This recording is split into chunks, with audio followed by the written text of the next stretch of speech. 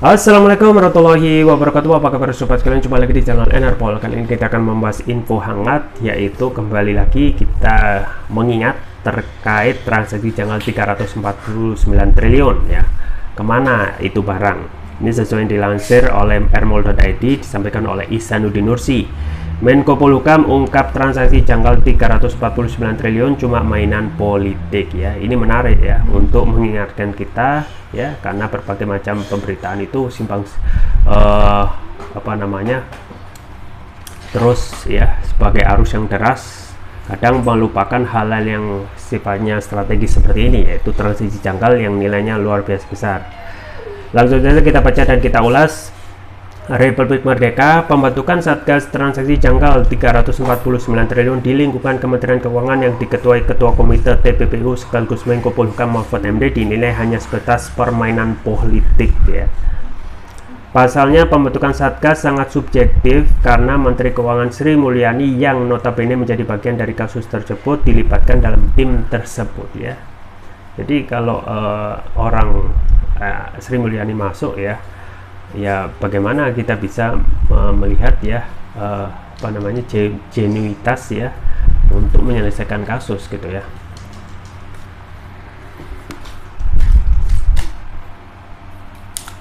Nah, kemudian begitu pandangan yang disampaikan ekonom senior Ihsanuddin Nursi dalam sebuah podcast bersama mantan Ketua KPK RI Abraham Samad di kanal YouTube Abraham Samad Speak Up ya. Dikutip Selasa. Menurut Ihsanuddin, jika pemerintah serius ingin mengungkap skandal kasus tersebut, dia justru mendorong agar Mahfud MD berani mengungkap dugaan tindak pidana pencucian uang TPPU 189 triliun yang masuk dalam item transaksi 349 triliun. Alasannya transaksi 189T tersebut disinyalir berasal dari tindak pidana pencucian uang TPPU impor emas. Menko Polhukam konsen 349T karena main politik, pembentukan citra bahwa seolah-olah ada kasus besar gitu kan katanya. Ihsanuddin menyebut dengan gemparnya isu transaksi janggal 349 triliun tersebut hingga menjadi perbincangan publik, hal itu bisa menjadi pengalian isu krusial oleh penguasa. Terjadi pengalian isu tertentu itu kan soal main citra. Bahkan udah ada upaya pemerintah sungguh-sungguh menegakkan korupsi, pungkasnya. Ya, itu ya sobat sekalian ya, bahwasanya transaksi kasus-kasus besar itu memang harus benar sesekali harus dibahas gitu ya, untuk supaya publik itu jangan sampai lupa sama sekali bahwasanya ada transaksi janggal, karena saat ini no viral no justice ya. Berbagai kasus itu kadang tidak diberikan atensi, bahkan ditindak tegas kalau tidak viral dulu ya. Nah, transaksi janggal 349 triliun ini juga luar biasa fantastis, dan ini adalah nilai yang fantastis ya, bahkan di level internasional ada transaksi janggal nilainya sekian. Yang jadi miris tentu saja adalah hingga saat ini belum ada kepastian, kejelasan ya untuk melaksanakan undang-undang ya, untuk memberikan sanksi siapa yang melakukan ya transaksi janggal tersebut ya, sesuai undang-undang tipikor ya. Harus ada yang diberi tindak tegas ya. Nah, kalau ini hanya sebagai judul berita saja ya, heboh-hebohan di TV tetapi faktanya zong ya, sama saja ini hanya dipakai ya, sama seperti permainan politik untuk menaikkan citra ya, untuk memainkan opini bahwasanya pemerintah saat ini juga serius menjalankan ataupun ya memerangi ya tindak pidana pencucian uang. Namun pada faktanya kita ketahui saat ini belum ada gitu ya tindak tegas ya, untuk ya minimal harus mengembalikan ya aset negara tersebut 349 triliun yang diungkapkan oleh Prof Mahfud, dan pihak-pihak yang tersangka ya atau terlibat harus dihukum ya sesuai pasal ya dalam undang-undang tipikor ya.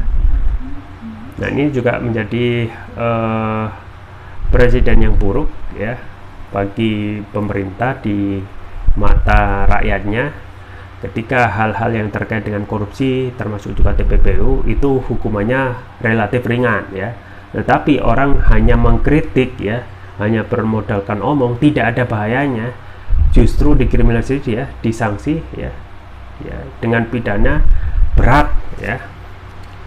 Kita ingat ya, Habib Rizik hanya menyatakan saya sehat, alhamdulillah saya sehat ya, divonis 6 tahun ya, dituntut 6 tahun, divonis 4 tahun, dan sekarang dikorting 2 tahun, dan sekarang menjalankan masa pembebasan bersyarat ya.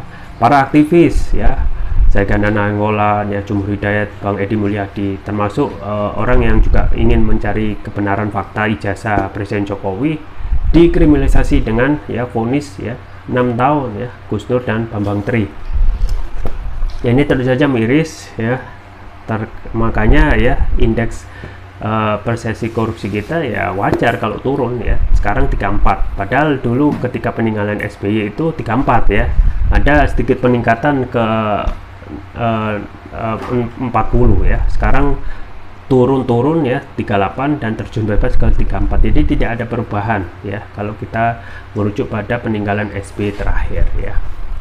Jadi kita berharap ya, civil society tentu saja hanya bisa ingin mendesak ya pemerintah untuk sikap tegas terhadap tindak pidana pencuci uang ya, termasuk KKN, korupsi kolusi dan nepotisme yang sangat mengkhawatirkan. Dan ini seharusnya yang menjadi permasalahan di negeri ini ya, yaitu masalah korupsi, TPPU, bukan radikal-radikal yang tidak jelas juntrungannya. Justru orang yang sering menggemburkan ya radikal-radikal ya, politik identitas, orangnya rata-rata itu kena korupsi ya. Jadi ini hanya pengalian isu untuk menutupi kebobrokan tentang ya negeri ini, tentang korupsi ya, kolusi, nepotisme, termasuk juga TPPU ya. Semoga negeri ini menjadi lebih baik lagi. Itu saja bisa disampaikan, semoga bermanfaat. Jangan lupa like, share, dan subscribe. Sampai jumpa lagi. Wassalamualaikum warahmatullahi wabarakatuh.